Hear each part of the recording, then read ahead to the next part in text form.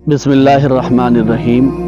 محترم ناظرین، السلام علیکم ورحمۃ اللہ وبرکاتہ۔ چونکہ گرمائی تعطیلات کا سیزن ہے اور اسی وجہ سے شادیوں کا موسم بھی ہے، اس لیے میں آپ حضرات کے سامنے آپ صلی اللہ علیہ وسلم کی بیٹی حضرت فاطمہ الزہرا رضی اللہ تعالی عنہا کی شادی کا واقعہ اور قصہ سنانا چاہتا ہوں، تاکہ ہم کو سبق مل جائے کہ ہم شادیاں کس انداز سے کریں، اور آپ صلی اللہ علیہ وسلم کی بیٹی کی شادی کتنی سادی ہوئی تھی، اور ہم بھی اسی انداز سے سادگی کے ساتھ اپنی دعوتوں کو، تقریبات کو اور شادیوں کو انجام دینے والے بن جائیں۔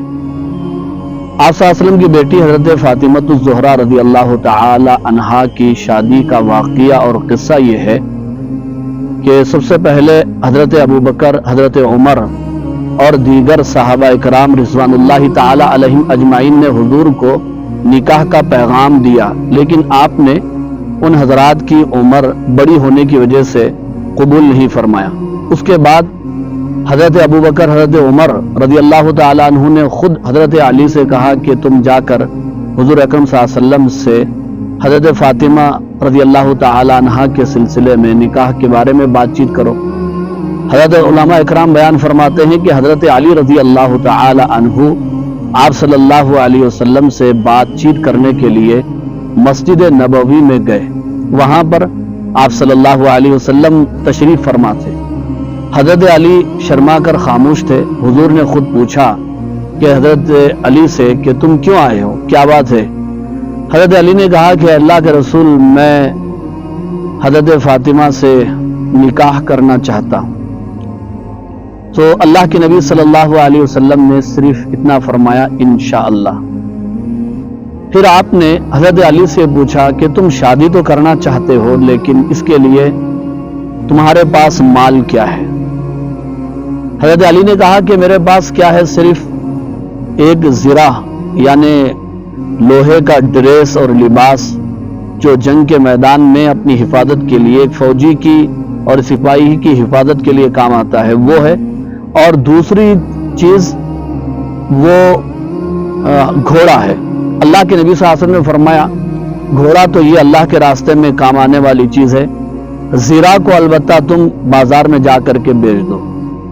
حضرت علی رضی اللہ تعالی عنہ زرہ بیچنے کے لیے جب مدینہ منورہ کے بازار میں گئے، وہاں پر حضرت عثمان غنی رضی اللہ تعالی عنہ سے ملاقات ہوئی۔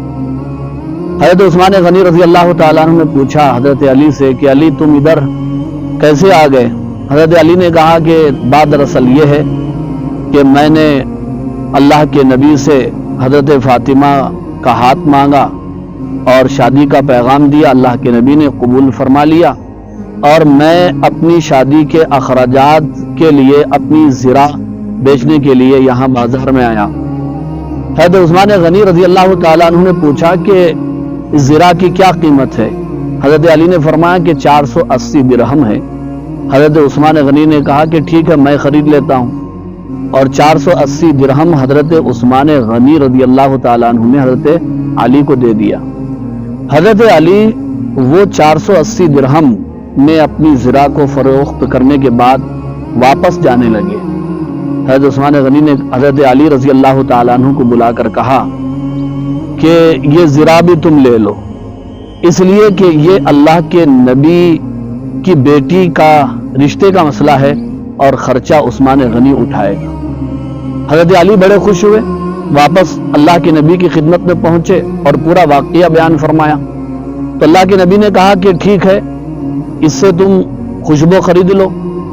کسی صحابی سے اللہ کے نبی نے کہا کہ تم خوشبو خرید کر لاؤ، اور حضرت ام سلیم رضی اللہ تعالی عنہا جو حضرت انس رضی اللہ تعالی عنہ کی امی ہیں، ان سے کہا کہ تم بازار جا کر کچھ ضروری سامان لاؤ جو گھر میں استعمال کی چیزیں ہوتی ہیں، جیسے گدا ہے، مشکیزہ یعنی گھڑا ہے، سبھی ایسی کچھ ضروری چیزیں اللہ کے نبی نے انہیں خریدنے کا حکم دیا۔ پھر اللہ کے نبی نے حضرت انس رضی اللہ تعالی عنہ سے کہا کہ تم جاؤ اور میرے دوستوں کو بلا لاؤ۔ محترم ناظرین، حضرات علماء کرام بیان فرماتے ہیں حضرت انس رضی اللہ تعالی عنہ نے چند خاص لوگوں کو، چند خاص احباب کو بلایا. وہ تعداد میں 13 تھے یا 26 تھے. آپ نے کہا کہ حضرت ابو بکر کو، حضرت عمر کو، عبد الرحمن ابن عوف رضی اللہ تعالی عنہم اجمعین کو بلا لاؤ. جب یہ سارے حضرات مسجد نبوی میں جمع ہو گئے، اللہ کے نبی صلی اللہ علیہ وسلم نے خود کھڑے ہو کر مختصر نکاح کا خطبہ دیا، جس سے اس بات کا پتہ چلتا ہے کہ نکاح اور شادی کے موقع پر باپ کو خود کھڑے ہو کر اپنی اولاد کا خطبہ نکاح ادا کرنا چاہیے. اور دوسری بات یہ ہے کہ اس نکاح کے گواہ کون تھے. کتابوں میں لکھا گیا ہے کہ حضرت ابو بکر اور حضرت عمر رضی اللہ تعالی عنہما اس نکاح کے گواہ تھے. جب ایجاب و قبول ہوا اس کے بعد کھجوروں کو نثار کیا گیا، کھجوریں تقسیم کر دی گئیں.